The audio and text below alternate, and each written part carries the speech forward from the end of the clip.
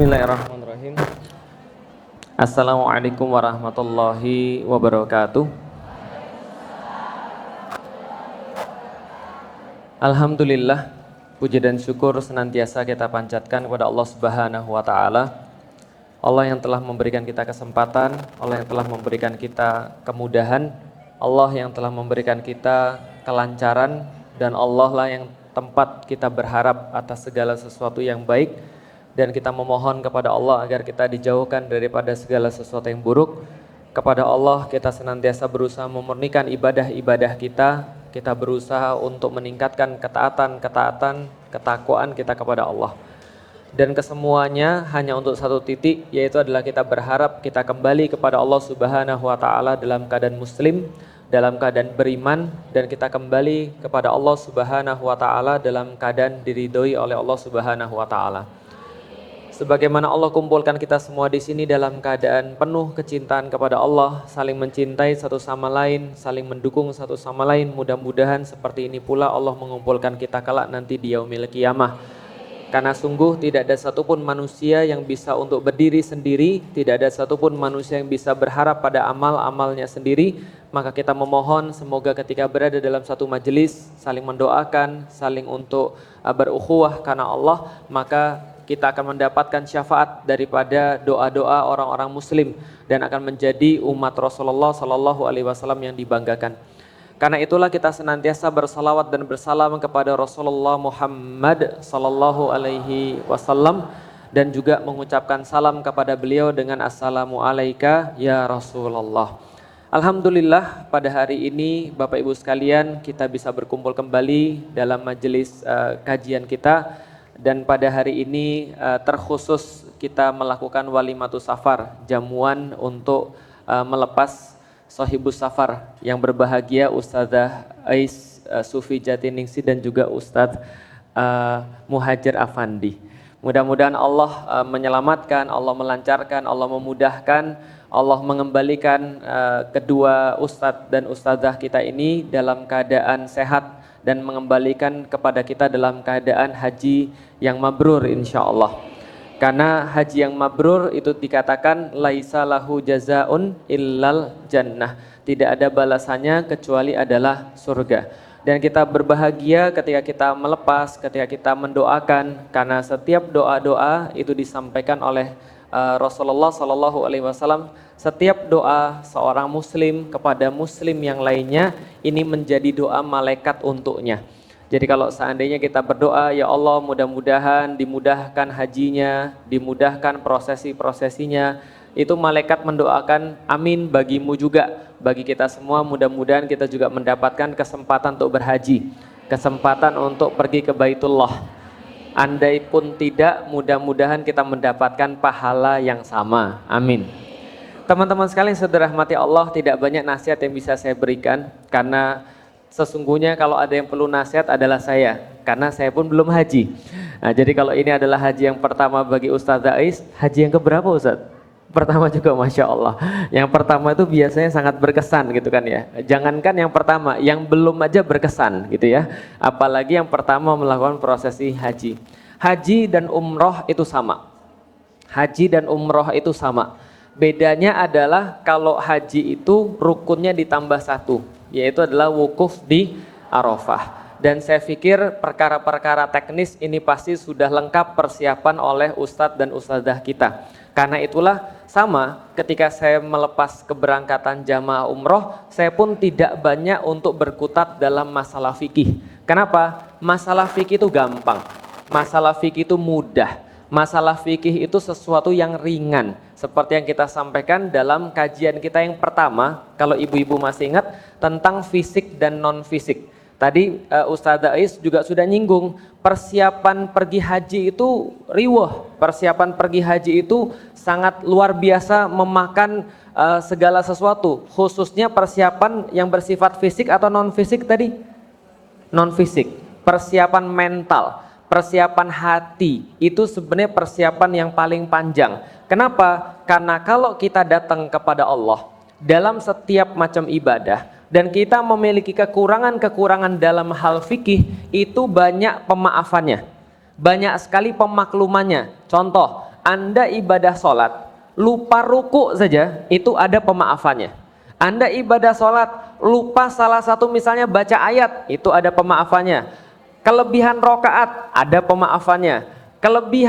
Kekurangan rokaat, ada pemaafannya. Kenapa? Secara fikih itu Islam lebih ringan daripada perkara yang bersifat non fikih atau perkara mental. Ada orang sholat kelebihan rokaat, maka dia bisa lakukan sujud sahwi. Ketika ada orang misalnya sholat kekurangan rokaat, dia bisa nambah rokaatnya atau juga bisa sujud sahwi. Tapi kalau ada orang sholat, dia nggak niat sholat, itu nggak dapat apa-apa. Meskipun dia rukuknya sempurna, meskipun dia sujudnya sempurna, meskipun segalanya sempurna, tapi niat dia, lihat nih gue sholat bisa panjang bacaannya, itu dia nggak dapat apa-apa. Bisa dipahami Bapak Ibu sekalian. Maka pergi ibadah di dalam Islam, terutama di dalam ibadah haji, ini persiapan mental adalah hampir sebagian besar persiapan orang-orang pergi umroh dan haji. Kenapa? Karena Islam adalah ibadah yang menekankan kepada mentalitas atau ibadah yang menekankan kepada perkara-perkara non fisik. Maka kalau kita berbicara tentang rukun Islam, semua rukun Islam itu adalah ibadah yang berbicara tentang masalah non fisik lebih banyak daripada masalah fisik. Sholat, lalu kemudian apalagi puasa, syahadat, zakat, haji, itu semuanya adalah perkara-perkara non fisik. Maka yang pertama yang pengen saya sampaikan adalah Bapak Ibu mesti tahu, kenapa sih ketika orang-orang pergi umroh dan pergi haji, mereka sudah disebut dengan seperti tadi kata Bu Guru Ummah, duyufullah atau duyufur rahman. Kalau kita mendengar lebih sering itu duyufullah atau duyufur rahman. Duyufur rahman, tetamunya ar-Rahman, bukan hanya tetamunya Allah. Berarti konsep pertama, ketika orang pergi untuk umroh dan haji, maka kita harus pahami benar-benar, ini bagi kita semuanya, kita itu diundang oleh Allah.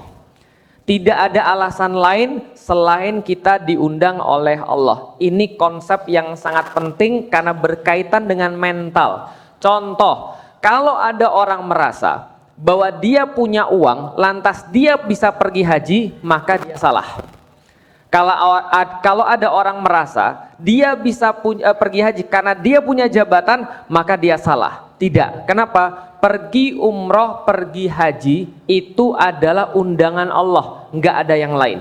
Kalau Allah nggak ngundang, maka orang tidak akan pergi umroh, maka orang tidak akan pergi haji. Tapi kalau Allah sudah ngundang, tukang bubur juga bisa naik haji. Apalagi tukang besi, apalagi tukang material, apalagi tukang yang lain. Nah, itu bisa untuk naik haji kalau Allah sudah ngundang. Ini penting banget. Saya sedikit cerita Bapak Ibu sekalian. Saya masuk Islam 2002. 2002 saya masuk Islam, dan setelah saya masuk Islam, terus terang saya belum pernah berdoa untuk pergi umroh dan pergi haji apalagi. Belum pernah berdoa untuk pergi umroh apalagi pergi haji. Kenapa? Saat itu saya mikir gini, ya tahu dirilah, orang nggak punya uang kok minta doanya yang macem-macem. Waktu itu kalau bisa untuk orang tua nggak marah aja sudah bagus. Kalau di rumah nggak debat aja udah bagus. Di rumah orang tua nerima aja sudah keren. Lah mana mau kepikir untuk pergi umroh apalagi pergi haji. Karena di zaman saya pergi umroh itu minimal ya jual motor, bukan jual motor, seharga motor baru dengan tambahannya dikit, itu maksudnya. Dulu 15 jutaan untuk bisa pergi umroh. Kayaknya nggak mungkin bisa pergi umroh. Maka saya nggak pernah berdoa pada Allah untuk pergi umroh apalagi pergi haji, apalagi daftar haji yang harganya jelas lebih mahal daripada umroh. Sampai tahun 2009 ada teman saya baru pulang haji ceritanya. Teman saya baru pulang haji, dia cerita gini, Lik, aku itu kemarin ketika tawaf wada, dia bilang, ketika tawaf perpisahan, maka aku itu dititipin banyak sekali doa sama teman-temanku. Di SMS banyak sekali doa oleh teman-temanku. Zaman dulu belum ada WhatsApp. Maka dia bilang gini, tapi entah kenapa, pas saya lagi tawaf wada itu, pas aku lagi tawaf wada itu, dia bilang, semua doa-doa itu saya lupa, aku lupa. Semua yang minta doa itu aku lupa. yang di sana kebayang sampai aku tawaf karena mau berpisah dengan Baitullah, berpisah dengan Ka'bah, yang saya kebayang tuh wajah kamu. Saya langsung kaget. Lah kenapa? Jangan-jangan sudah mau dipanggil Allah. Bukan mati tapi ya. Jangan-jangan saya tuh sudah mau dipanggil Allah untuk pergi ke Baitullah. Sejak saat itu saya berintrospeksi dan saya berpikir kayaknya saya terlalu naif. Kenapa? Kalau manusia lemah itu iya. Kalau saya nggak punya duit itu iya. Tapi masa saya memakai standar manusia kepada Allah? Yang miskin kan Felix, bukan Allah. Yang nggak punya kan Felix, bukan Allah. Yang nggak ngerti apa-apa kan Felix, bukan Allah. Lah kok bisa saya membatasi kemampuan Allah untuk buat saya pergi ke tanah suci? Maka dari tahun 2009 itulah setelah dengar dia cerita, saya doa, ya Allah, kalau memang engkau mengizinkan saya untuk bisa pergi ke Baitullah, setiap kali sholat, lihat sajadah, lihat Ka'bah, kalau saya memang sudah layak untuk lihat Ka'bah, ya Allah saya mau. Saya 2009 berdoa, doa terus ba'da sholat, doa pengen lihat Ka'bah, pengen lihat Baitullah, tapi saya nggak tahu gimana caranya. Apakah langsung berangkat? Ya tidaklah. Berangkatnya kapan?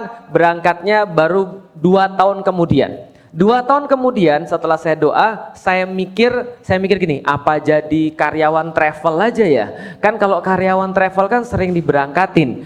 Tapi kan saya nggak punya pengalaman, dan siapa yang mau nerima saya jadi karyawan travel? Yang lain juga lebih banyak. Maka setelah saya mikir-mikir banyak, semua opsi saya coba, akhirnya saya bilang sama bapak saya, bukannya papi punya customer, pelanggan yang tiap tahun kalau mereka mencapai target, kan papi kasih bonus, kan papi kasih hadiah. Iya, bapak saya bilang. Yang papi kasih biasanya berapa, Pi? Bapak saya bilang, yang kami kasih biasanya adalah motor 1. Nah, saya bilang, kalau motor, papi mau nggak? Tambah dikit lagi, sekitar 5 juta, tambah kita berangkatin mereka pergi umroh.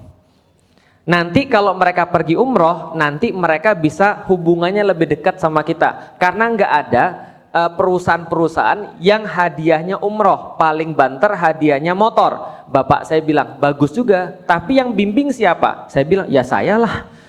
Lalu bapak saya bilang, emang kamu sudah pernah pergi umroh? Belum, tapi saya pengen. Saya bilang begitu. Singkat cerita, bapak saya akhirnya ngumpulin 25 orang. 25 orang karena waktu itu travelnya bilang 25 orang bisa gratis 1. Maka kemudian bapak saya ngumpulin 25 orang, saya gratis untuk bisa pergi umroh. 2 pekan sebelum saya pergi umroh, lantas saya kemudian sedih. Kenapa? Kepikiran anak saya dan istri saya, terutama kepikiran istri saya. Lalu kemudian 2 pekan sebelum pergi umroh, wajah saya sedih. Bapak saya bilang, kamu itu mau pergi umroh kan sebentar lagi? Iya, Pi. Tapi kok wajahmu kok sedih? Iya, kepikiran istri, sengaja biar kelihatan sedih gitu ya. Terus bapak saya bilang, terus gimana? Iin pengen pergi juga. Lah iyalah, mana ada orang muslim nggak pengen pergi umroh. Lantas dia bilang, ya udah diajak aja. Duitnya dari mana? Saya bilang. Bapak saya bilang, emang berapa? Kan papi tahu harganya. Bapak saya bilang, ya sudah, istrimu juga berangkat. Akhirnya saya sama istri saya berangkat, dimodalin sama bapak saya. Tahun 2011 kita pergi umroh. Dari titik itu kita sadar bahwasanya manusia mungkin gak bisa, tapi Allah pasti bisa. Manusia mungkin gak punya, tapi Allah punya. Dari situ saya sadar umroh bukan kemampuan saya, tapi umroh itu adalah undangan Allah. Maka siapapun yang sampai di sana berniat untuk pergi ke sana, sejatinya mereka sudah jadi tetamunya Allah. Allah yang ngundang untuk ke rumah dia, dan gak mungkin Allah mampukan kecuali orang-orang yang Allah undang. Sampai di sini paham Bapak Ibu sekalian? Kenapa bisa begitu? Karena kalau ada orang, walaupun dia tinggalnya di Mekah dan di Madinah atau di Jeddah atau di Arab misalnya, lalu mereka belum diundang Allah, mereka belum pergi haji. Contoh, besok kalau sana Bapak Ibu punya rezeki umroh, coba tanya sampai di sana orang-orang lokal, tanya sama mereka berapa banyak mereka pergi ke Masjidil Haram, berapa banyak mereka pergi ke Masjid Nabawi. Kalau kita berpikir, kalau saya pertama kali umroh itu setiap sholat pasti ada di Masjid Nabawi atau ada di Masjid Haram, pikir kita, kenapa? Karena saya dari jauh, bayar mahal-mahal sampai sana nggak sholat di masjid, ngapain? Bisa difahami ya. Tapi kalau Anda nanya pada orang-orang lokal, siap-siap Anda kaget. Ada orang-orang Mekah yang pergi ke sana setahun sekalipun tidak. Ada orang-orang di Madinah nggak pergi ke Nabawi kecuali cuma pas hari Jumat doang. Bisa dipahami teman-teman sekalian. Kadang-kadang kita merasa kalau kita dekat kita akan pergi tiap hari ke Masjid Nabawi. Kita akan pergi ke kalau kita di Mekah kita akan pergi tiap hari ke Masjidil Haram. Belum tentu Anda dapat rezeki itu. Karena rezeki undangan Allah itu khusus bagi orang-orang yang memang Allah inginkan. Belum tentu Anda punya uang, Anda bisa pergi haji. Belum tentu Anda punya jabatan, Anda bisa pergi haji. Pelajaran pertama. Pelajaran yang kedua Bapak Ibu sekalian. 2017 Alhamdulillah saya daftar haji. 2017 setelah punya uang, lalu kemudian punya kesempatan, dan saya punya satu prinsip, saya nggak mau dihajiin orang. Jadi kalau mau pergi haji, saya bakal bayar dengan uang saya sendiri. Saya kumpulin uang, lalu kemudian dapat uang, daftarlah haji sama istri. 2017. Sekarang tahun 2023. Janjinya 2 tahun Ustazah, 2 tahun sampai 3 tahun, maksimal 5 tahun. Ternyata tidak, belum berangkat, malah uangnya hilang. Paham Ibu sekalian? Jadi Ustadz juga bisa ditipu ya? Ya bisalah, namanya juga manusia. Artinya apa? Artinya saya jadi berpikir, ya Allah, mungkin ketika itu saya merasa bahwasanya ketika saya sudah punya uang, lantas otomatis saya bisa berhaji. Belum tentu kalau Allah belum undang. Dari situ saya introspeksi, oh mungkin ada banyak hal yang Allah masih pengen saya lakukan. Ada banyak hal yang mungkin persiapan saya belum kelar. Ada mungkin banyak hal yang mungkin saya harus lakukan terlebih dahulu sebelum Allah panggil saya untuk berhaji. Apapun rencana Allah, saya serahkan pada Allah. Kenapa? Karena haji dan umroh itu adalah urusan Allah. Allah memampukan siapapun yang Dia undang. Bukan orang kaya, bukan orang punya kedudukan, bukan orang punya koneksi. Paham sampai di sini Bapak Ibu sekalian? Haji dan umroh itu ngajarin kepada kita bahwa kita tidak bisa apa-apa.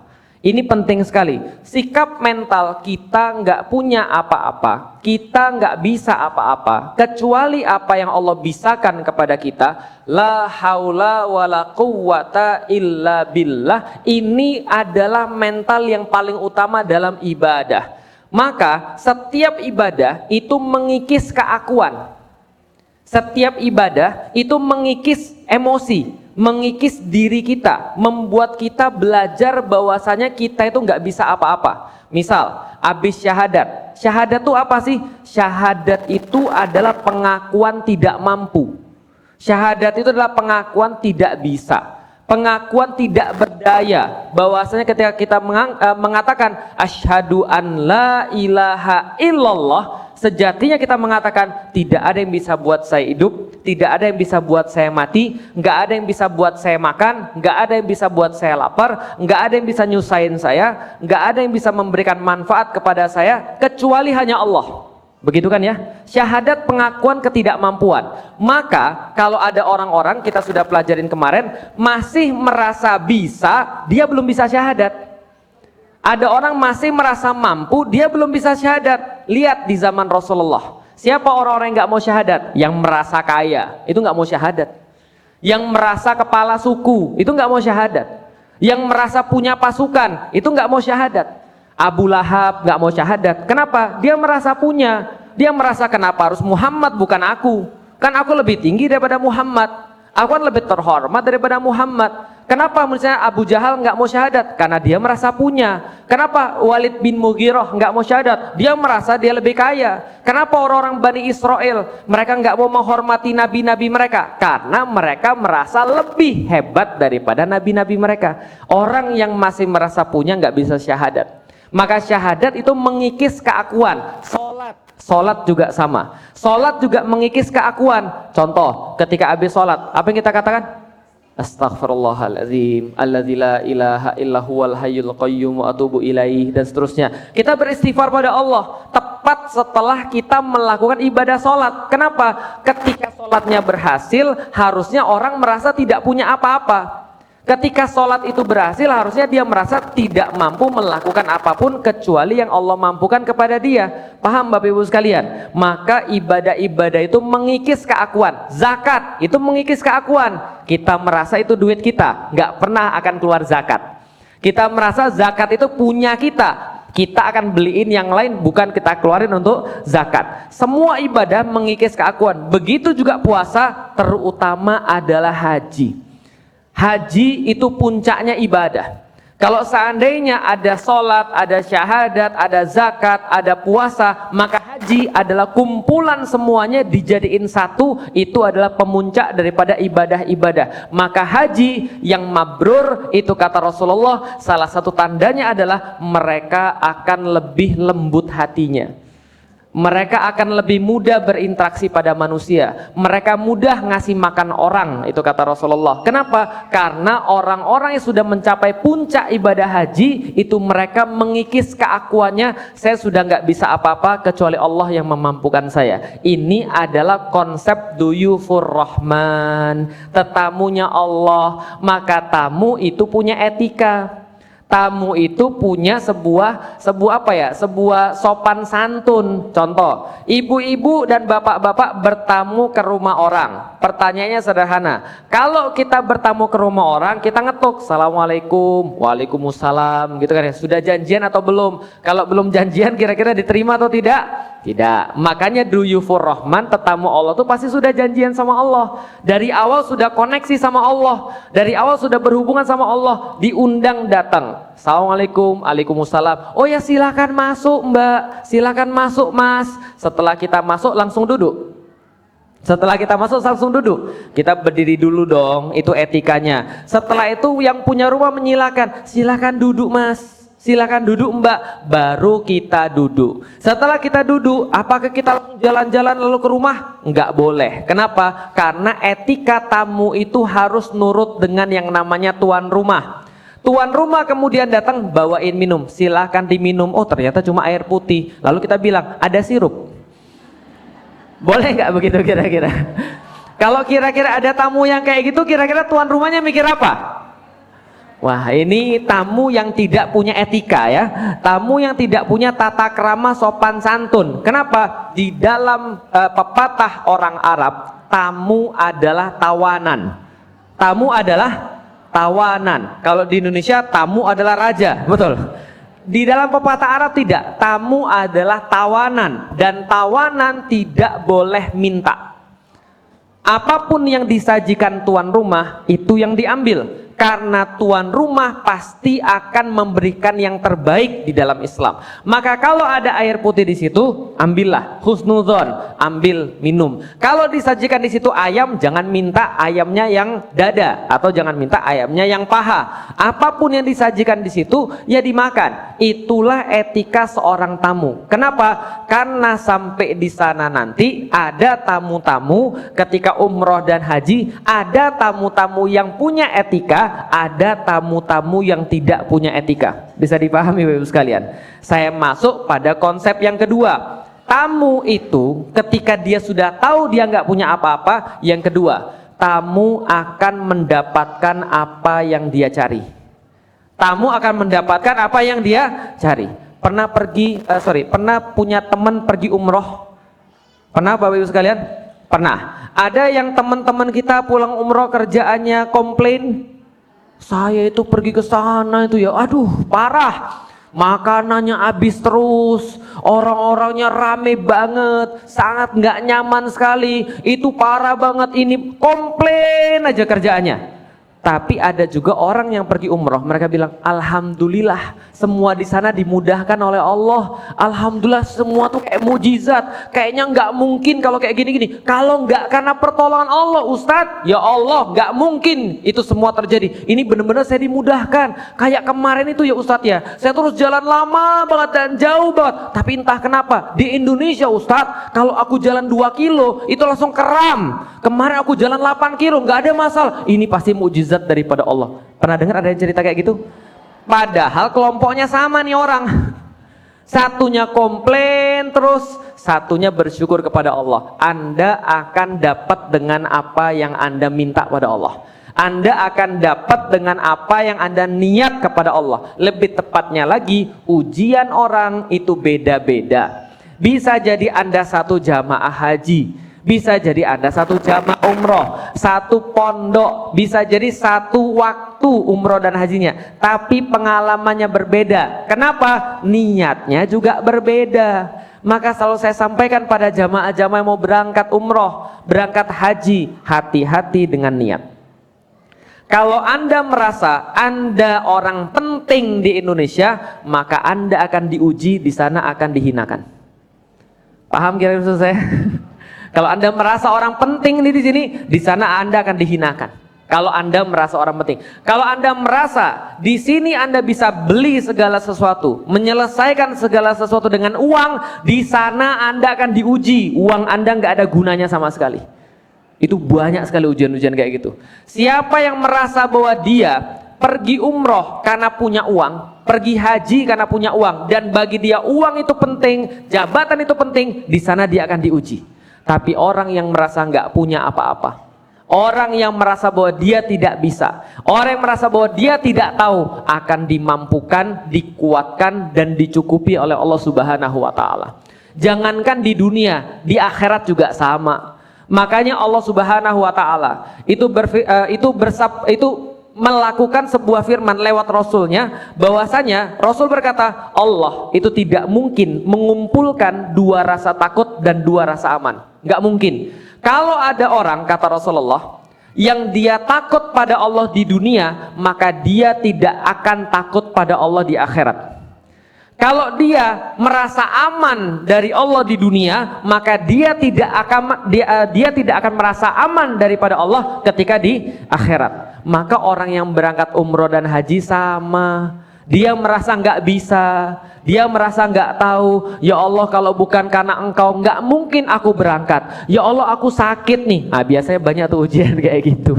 Orang pergi umroh sakit, pergi umroh pinggang nggak bisa lurus, pergi umroh diare 2 pekan, pergi umroh ketusuk paku. Nah, itu saya semua tuh, itu kan ya.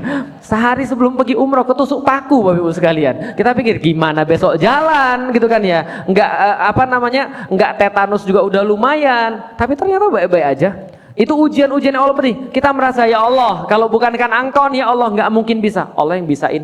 Tapi kalau kita merasa kita mampu, semua persiapan udah beres, duit udah ada, saya kan juga orang penting, influencer, followers 5 juta, itu kan ya. Sampai sana selesai hidup kita.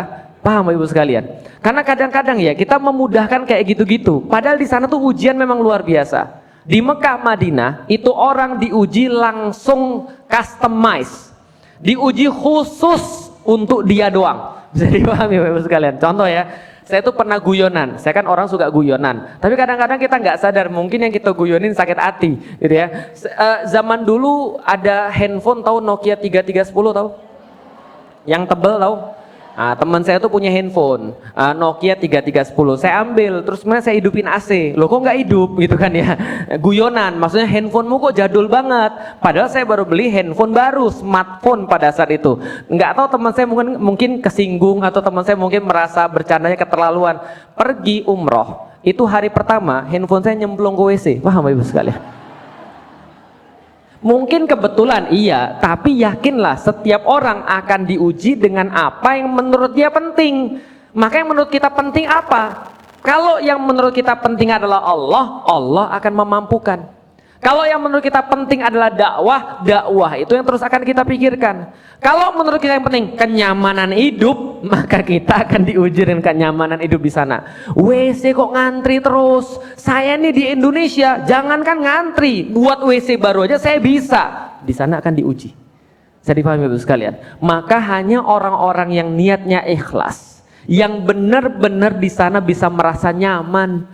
Di sana itu Bapak Ibu sekalian, semua nggak biasa. Kalau kita tidak mengatur niat kita, maka nggak akan nyaman. Maka apa kuncinya mengatur niat? Sekarang saya mau nanya. Pertanyaannya sudah pernah saya tanya, tapi saya tanya lagi, mudah-mudahan ada manfaatnya. Siapa yang mau disuruh, siapa yang mau diizinkan? Yang mau disuruh angkat tangan. Oh, yang sudah tahu nih berarti, alhamdulillah ya. Kok masih dikit? Yang mau diizinkan angkat tangan. Yang diizinkan angkat tangan. Yang mau disuruh angkat tangan. Oke, saya perjelas. Ibu-ibu mau milih disuruh atau diizinkan? Oke, yang mau diizinkan angkat tangan. Bagus. Yang mau disuruh angkat tangan. Nah ini berarti jamaah lama. Sekarang saya mau cerita, insya Allah berubah ya. Ada 2 karyawan. Ada berapa karyawan? 2. Karyawan yang pertama datang kepada bosnya. Bos, izin bos. Ya gimana? Karyawannya bilang, saya mau pergi berlibur bos. Siap, kata bosnya. Berapa lama? Saya mau pergi 10 hari untuk berlibur. Oke, kemana? Ke Bali bos. Sama siapa? Sama keluarga saya. Berapa orang? 6 orang. Karena anak saya ada 4 bos. Oke, kamu boleh ambil cuti. Cutinya 10 hari, saya izinkan kamu nggak masuk kantor. Lalu kemudian karyawannya nanya, bos, kira-kira ada subsidi nggak buat saya bos kalau saya mau pergi berlibur? Bosnya bilang, lah kamu kan minta izin. Kan ini kan adalah acara kamu. Ini kan keluarga kamu. Kenapa kamu minta kantor untuk bayarin kamu? Ya enggak lah, kamu sudah saya kasih cuti juga udah syukur. Paham Bapak Ibu sekalian? Itu karyawan yang pertama, yang minta izin. Karyawan kedua, dipanggil sama bosnya. Wan, sini Wan. Ya bos. Gimana bos? Bosnya bilang, kamu punya anak berapa? 4 bos. Oh 4. Berarti sama istrimu berapa? 6 orang ya? Iya 6 orang bos. Oke, sudah saya siapin kalian sekeluarga untuk pergi ke umroh selama 10 hari. Karyawannya bilang, bos, duit dari mana bos? Bosnya bilang, kamu meremehkan saya ya? Kamu kira kalau saya nyuruh itu saya nggak nyiapin? Udah saya beliin tiketnya, udah saya aturin seluruhnya, hotelnya saya atur, lalu kemudian makanannya saya atur, semua saya atur. Kamu tinggal berangkat. Tapi anak-anak saya belum punya paspor, besok pergi ke bandara. Sudah saya aturkan juga anak-anakmu tinggal bikin paspor. Keberangkatannya nanti keberangkatannya nanti bulan depan. Sekarang kamu belajar dulu. Lah bos, kerjaan saya gimana dong bos? Ya tinggalin aja. Dan cuma 10 hari ini. Kalau nanti ada apa-apa di sana gimana bos? Kalau ada apa-apa, ini nomor telepon saya, hubungin saya. Kalau kamu ada sesuatu, pasti akan saya bantu. Oke? Pertama diizinkan, kedua disuruh. Mau diizinkan atau disuruh? Oke, sudah? Berarti lebih enak disuruh atau lebih enak minta izin? Pertanyaannya sederhana, kita itu melakukan ibadah, kita itu melakukan sholat, melakukan puasa, melakukan zakat, melakukan haji, itu minta izin atau disuruh? Yang nyuruh Allah, yang ngundang Allah. Kalau kita berpikir kita di sana bakal kekurangan uang, Anda meremehkan yang ngundang. Kalau Anda ngeremehin bos aja, bosnya tersinggung. Apalagi kalau Anda ngeremehin Allah. Yang nyuruh ya Allah, yang memampukan ya Allah. Kalau Anda merasa ya Allah saya tuh sudah tua, saya tuh jalan tuh susah, gimana nanti haji? Hati-hati, nanti Allah tersinggung. Paham maksudnya? Yang nyuruh ya Allah, yang memampukan juga pasti Allah. Karena Allah yang ngundang, Allah yang nyuruh, maka kita sudah tinggal santai aja. Maka besok-besok, misalnya ketika Ustazah Eis, ketika Ustadz Muhajir, ketika ada problematika di sana, ada sesuatu yang nggak nyaman, ya pasti sesederhananya mereka tinggal berpikir, ini yang nyuruh Allah. Ketika kita lagi macet-macetan, ini yang nyuruh Allah. Di sana panas banget, iya panas banget. Saya baru dari sana 38. Orang 31 aja di Bogor pala kita udah pusing. Apalagi di sana 38, 42, 45. Nggak apa-apa. Yang nyuruh adalah Allah. Ketika kita yakin yang nyuruh Allah, sedangkan kita nggak punya apa-apa, ya Allah, saya ini cuma pesuruh. Ya Allah, saya ini cuma hamba. Kalau kurang uang, saya yakin yang nyuruh saya pasti akan menuin. Kalau kurang kuat, yang nyuruh saya pasti akan yang nguatin. Kalau saya kurang apapun, pasti akan dicukupkan oleh yang nyuruhin saya. Maka konsep kedua sebagai seorang tetamu Allah adalah kita cuma suruhan Allah. Ini bukan mau kita. Kalau ini mau kita, mungkin sampai sana kita ujiannya lain. Lihat banyak orang-orang pergi umroh, sampai di sana cuma banyakkan selfie-nya daripada ibadahnya. Bapak Ibu sekalian, orang pernah lihat orang main bola, pernah Bapak Ibu sekalian? Pernah. Kalau orang main bola bawa handphone atau enggak? Ngapain orang main bola bawa handphone? Lah ini ada orang-orang kadang-kadang kita juga nggak ngerti. Makanya pernah saya sampaikan kan ya, kenapa Ka'bah itu dibuat di Arab? Ibrohnya, salah satu ibrohnya adalah karena di sana tuh nggak ada air terjun, nggak ada pantai, nggak ada pantai kayak di Indonesia, nggak ada gunung yang hijau royo-royo, nggak ada. Maka ketika orang sampai sana, niatnya itu ikhlas. Niatnya itu lurus, saya niatnya beribadah. Cuma zaman sekarang sudah dibuat banyak pantai-pantaian, sudah dibuat banyak sekali kemudian tempat pariwisata, sudah dibuat banyak sekali kafe. Belum lagi kita punya smartphone dan segala macam. Jadilah sampai di sana kita jadi bingung. Kita ini tujuannya untuk Allah atau update status? Masalahnya Ustadz, saya itu beribadah dan update status supaya yang lain juga termotivasi pergi ke sini. Bos, Anda mau upload atau nggak mau upload, orang akan tetap pergi ke sana. Bisa dipahami Bapak sekalian. Nah ini problematika, niatnya balik lagi. Nah kalau kita berbicara tentang tadi, maka orang-orang kan dapat sesuai dengan niat dia. Kalau dia merasa bahwa dia hanya disuruh, dia akan dapat. Bukan berarti nggak boleh foto-foto, boleh, nggak ada masalah. Bukan berarti nggak boleh selfie di depan Ka'bah, boleh. Cuma jangan nemen. Bisa dipahami maksud saya Bapak sekalian. Anda mau posting silahkan, nggak ada masalah. Anda mau foto silahkan, nggak ada masalah. Asal jangan sampai ibadah kita jadi rusak gara-gara itu. Paham Bapak sekalian? Karena kadang-kadang saya lihat ya, ada orang dia lagi umroh wajib pada saat itu, bukan umroh wajib, maksudnya umroh yang pas lagi umrohnya. Lalu kemudian video call, di depan multazam video call. Lah saya tuh di depan multazam tuh berdoa Bapak Ibu sekalian, bukan live. Bapak Ibu sekalian. Oh tapi saya juga lagi live sampai berdoa, ya udah terserah lah. Boleh, nggak ada masalah, tapi jangan sampai merusak ibadah. Yang ketiga, yang terakhir. Setiap orang yang ngundang ke rumah manusia, apalagi dia orang kaya, dia pasti nyiapin sesuatu. Betul? Pernah pergi ke rumah orang kaya? Pernah. Orang kaya pernah nggak kalau ada orang bertamu ke rumahnya, orangnya pulang nggak dikasih sesuatu? Pernah nggak? Nggak. Orang kaya itu malu ketika tamunya pulang dalam keadaan tangan kosong. Dalam satu hadis dikatakan Allah lebih pemalu daripada manusia-manusia kayak gitu. Artinya apa? Allah lebih pemalu daripada orang-orang kaya tadi, yang ketika orang kaya itu didatengin orang, lantas kemudian dia membiarkan tetamunya pulang dalam keadaan gak dapat apa-apa. Allah lebih pemalu. Artinya setiap undangan Allah, setiap duyufur rahman itu Allah sudah siapkan hadiah. Maka bagi Ustadz Muhajir, bagi kemudian Ustadz Ais, itu Allah sudah siapin hadiah. Hadiahnya apa? Wallahualam bisawab. Tergantung keadaan husnuzon kita kepada Allah. Tergantung kita tuh berprasangka baik apa terhadap Allah. Semakin prasangka kita baik, maka hadiahnya akan semakin besar daripada Allah Subhanahu wa taala. Hadiahnya akan semakin sesuai dengan apa yang kita perlukan.